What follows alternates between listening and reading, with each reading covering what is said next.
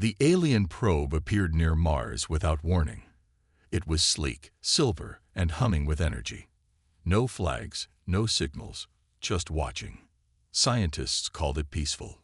Politicians called it a gift. The military called it a threat. Earth watched as the unknown craft drifted closer, scanning everything. Nations argued about what to do. Some wanted to greet it. Others wanted to shoot first and ask questions later. Then, without explanation, the probe exploded. Not just fizzled out. Vanished in a flash of light so bright it blinded satellites across the solar system. 3 days later, the aliens showed up. They came in silence, hundreds of ships, towering warships shaped like claws. They didn't land. They didn't speak. They simply surrounded Earth's orbit and began broadcasting. "Humanity," the voice said in perfect English, "you are now under the protection of the Galactic Concord. Resistance will not be tolerated." Governments scrambled. Alliances cracked. Some leaders begged for peace. Others demanded war. China made the first move.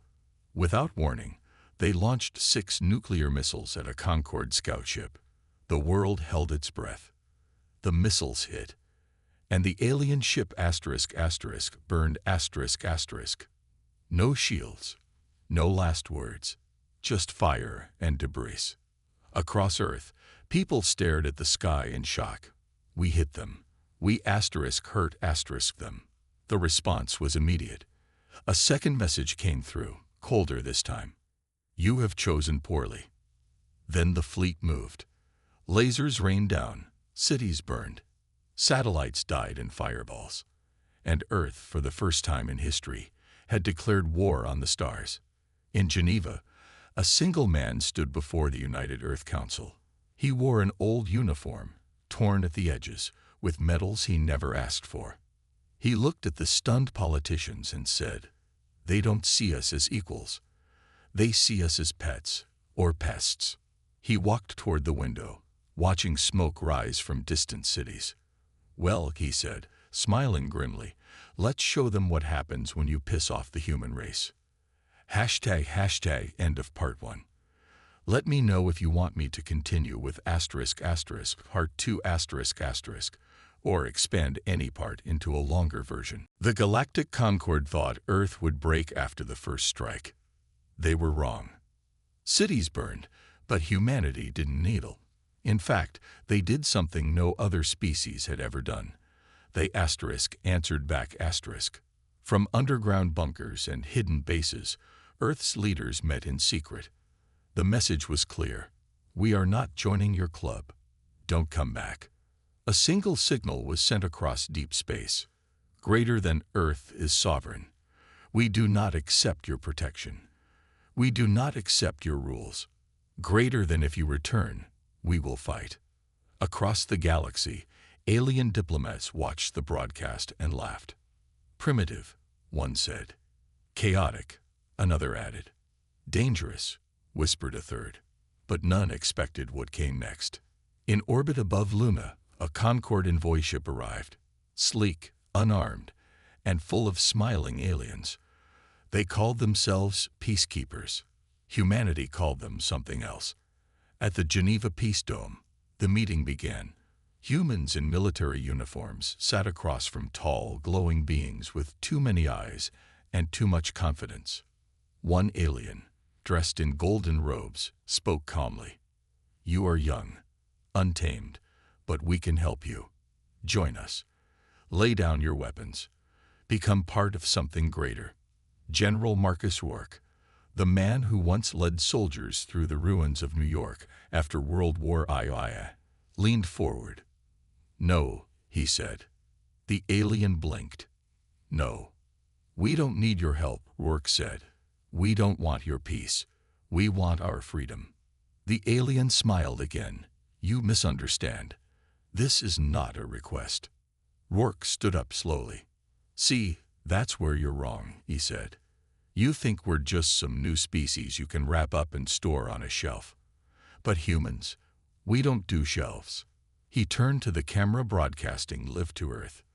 "This is General Rourke," he said, "to every soldier, every fighter, every citizen still standing. This is it. They'd want us broken. They want us quiet. But we are asterisk, not asterisk, their kind of people." Back on Earth, millions cheered. Then, without warning, the lights went out in the Peace Dome, and the war began again. End of part 2. Want me to continue with asterisk asterisk, part 3 asterisk asterisk next? Let me know. Earth didn't wait for the next move. Hours after the Geneva peace talks collapsed, humanity launched its first real strike, not with speeches or warnings, but with fire. The Concorde had taken control of orbit. Their ships hung above Earth like gods, watching, waiting. They thought humans were done, that they would beg or run. They were wrong. From hidden silos beneath Antarctica, old nuclear warheads were launched, not at cities, but into space. The EMPs hit hard. Alien sensors went blind. Shields flickered. Then came the drones. Made from scrap and stolen tech, thousands of human-made fighters swarmed out of asteroid bases and hidden lunar tunnels. They moved fast, they moved crazy, and they didn't care if they died. Because unlike the aliens, humans knew how to lose and still win.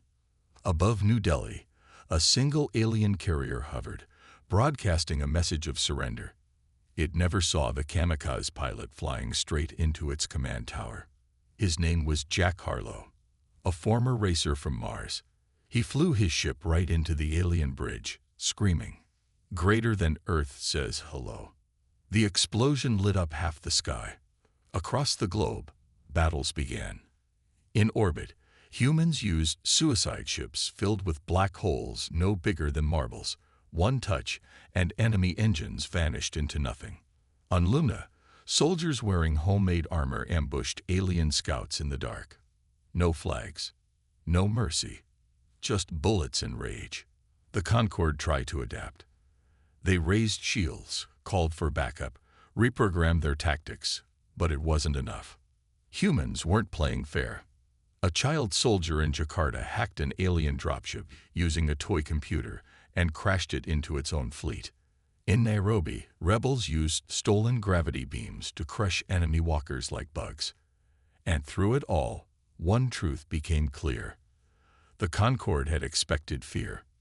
They got fury. After 3 days of non-stop battle, the alien commander sent a final report to his superiors. Greater than these creatures do not follow logic. Greater than they fight when they should flee. Greater than they die laughing. Greater than, and worst of all, they learn asterisk. He paused before sending the last line. Greater than we may have made a terrible mistake. End of part 3. Want me to continue with asterisk part 4 asterisk? Let me know, and I'll write it right away. They called it Operation Ghost Star asterisk. A plan so crazy, so completely insane, that only humans would try it. The Concorde had taken orbit again. Stronger this time. Smarter. They built a command station above Earth, protected by shields and guarded by warships that never slept. Humanity was running out of time. So they did what they always do when cornered. They lied. Big. A diplomatic ship, painted white with glowing peace symbols, approached the alien flagship Vortha Kai asterisk. It carried no weapons, no soldiers, only diplomats, or so the censors said. On board were 6 humans. They weren't diplomats. They were ghosts. Commander Lena Voss led the team. A former spy, she once faked her death 3 times just to escape one city. Beside her sat Jax Wren, an ex-mercenary who could kill a man with a spoon. The others, experts in sabotage, hacking, and blowing things up quietly. Their mission: get inside, plant bombs, get out, or die trying. The aliens welcomed them like fools. Peace talks? One asked. Exactly. Commander Voss smiled. Inside the massive alien ship, everything shimmered with cold light. Tall halls, strange air, and guards who looked like nightmares made real. But the humans walked calmly, smiling, shaking hands, acting like guests. Then the show began. Jax accidentally bumped into a guard. A fight broke out. Alarms blared, lights flashed, and in the chaos, the teams split up. Each went their own way, planting fusion bombs stolen from a dead moon base. Not clean bombs, not safe ones. Dirty, unstable, and powerful enough to turn a planet into dust. One bomb in the engine room, one in the shield core, one in the AI chamber, and the biggest one, right in the heart of the command bridge. As alarms screamed across the fleet, the last bomb was set. Voss stood near the core, watching the timer tick down. She whispered into her earpiece, "Greater than tell the galaxy, we don't play fair." Then the bomb blew. The asterisk Vortha Chi asterisk vanished in a fireball so bright, it lit up half the solar system. Silence followed. Then Earth cheered. Because for the first time in history, humans didn't just fight back. They asterisk terrified asterisk the stars. Hashtag end of part 4. Want me to continue with asterisk part 5 asterisk? Just say the word. The asterisk Vortha Chi asterisk was gone. Its destruction lit up the sky like a second sun. Across Earth, people stared upward in stunned silence, then erupted into cheers. But the Concord didn't weep for their dead. They asterisk raged asterisk. Hours later, the retaliation began. From orbit, alien warships dropped fire on Earth's major cities. Lasers carved through mountains. Plasma bombs turned oceans to steam. Entire nations were wiped from the map in minutes. Humanity had struck hard. Now it was paying the price. In New York, only ruins remained. Beijing was ash. Moscow burned for days. Millions died in the first wave. Billions feared they'd be next. But no one surrendered.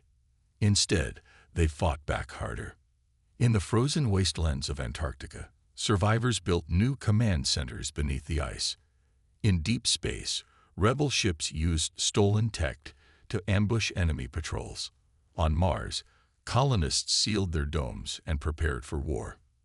And in the ruins of London, a child changed everything. Her name was Aisha Patel. She was 12, and she hacked an entire alien shield network using a broken tablet and her dad's old gaming rig. With one click, she dropped the protective dome over a Concord logistics base on Luna. Human fighters swarmed in. Boom. Base gone. Across the galaxy, news spread fast. Earth wasn't dying. It was evolving. Survivors became soldiers. Scientists became weapons. Civilians became legends. A farmer in Argentina built a railgun out of scrap metal and farm parts. A teacher in Lagos led a resistance cell that destroyed 3 alien walkers. A group of teens in Berlin reprogrammed enemy drones to turn on their masters. Every loss made them stronger. Every death made them angrier. And every day, the message grew louder. Greater than you don't kill us. Greater than we asterisk outlast asterisk you. As Earth burned, something terrifying happened. Humanity stopped being afraid. They started winning. Not with fancy ships or perfect tactics.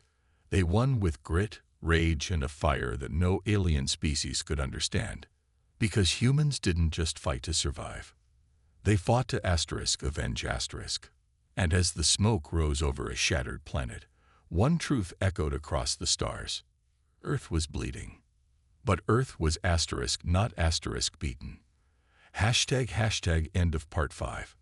Want me to continue with asterisk part 6 asterisk? Let me know, and I'll send it right away. Earth was broken, not just damaged. Asterisk broken asterisk. Cities were ruins. Oceans boiled. The sky glowed red with ash. But humans didn't stop. They asterisk adapted asterisk. From the deepest tunnels beneath Antarctica to hidden bases on asteroid rocks, survivors formed something new. The asterisk Terra Corps asterisk. Not a government, not an army. A asterisk war machine asterisk built from everything left standing. Soldiers, scientists, engineers, hackers, and even criminals came together.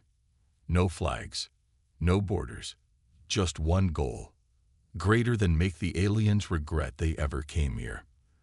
They scavenged alien wreckage like wolves picking bones. They pulled tech from dead warships, engines, weapons, AI cores, and rebuilt them into something asterisk human asterisk. It wasn't pretty. It wasn't safe. But it worked. In the Martian wastelands, rebels fused stolen plasma cores into handheld cannons that could melt alien armor in seconds. On Luna's dark side, a team of teenage hackers reprogrammed enemy drones using nothing but instinct and broken keyboards. And in orbit, a secret lab floated among the ruins of old space stations. There, Dr. Elena Cruz, once a medical scientist, built the asterisk Nova Gauntlet asterisk, a weapon that could punch through energy shields like paper. It backfired more than once. She lost 2 fingers. But when it worked, the alien command ship asterisk Carven asterisk exploded into glittering dust. Across the galaxy, reports started coming in. Human ships were moving faster. Human weapons were hitting harder. Human soldiers weren't dying like before. The Concorde thought they were fighting a species on its knees. Instead, they woke up a factory of war. Then came the final blow. A civilian freighter, renamed asterisk Hellborn asterisk, jumped out of warp near a Concorde supply hub. No fancy design, no elite crew, just a group of miners, dock workers, and ex-soldiers with homemade bombs and zero fear. They rammed the station at full speed. And inside, over 500 tons of unstable alien fuel. The explosion destroyed asterisk 4 asterisk Concorde warships and turned the entire sector into a radiation zone. When the message reached Earth, it was simple. Greater than tell the stars we're not done yet. And across the broken planet, people smiled through their wombs. Because for the first time since the war began, humans weren't just surviving. They were asterisk striking back asterisk. Hashtag end of part 6.